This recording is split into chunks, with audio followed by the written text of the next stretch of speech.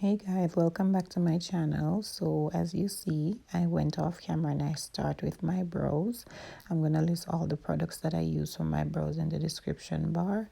But first, I'm going to start with my Juvia's Place palette, and I'm going to use those two orange shade for my transition color. This video is short and it has a lot of missing clips, but you'll see as we go along.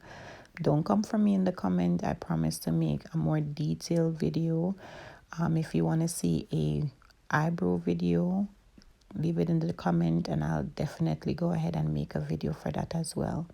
But I'm going to go in with my orange shade and I'm just going to use it as my transition color. So I'm just going to... So I know we have a lot of missing clips, as I said earlier. Sorry about that. I'm going to try and be as detailed as possible in my description bar.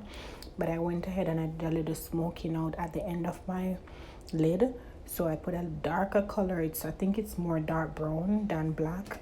Then I went in with the orange shade and some gold, a little bit of gold.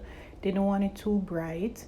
So now I'm just using my spoolie to fade the front of my eyebrows to give it a more natural faded look. I really recommend you guys to do this. So I went in and I did my foundation already. Now I'm going to use my Anastasia Beverly Hills palette to complete this look. The video is coming to an end, guys. Thank you guys so much for tuning in. Thank you for all the love. Don't forget to comment. Let me know which video you want to see next.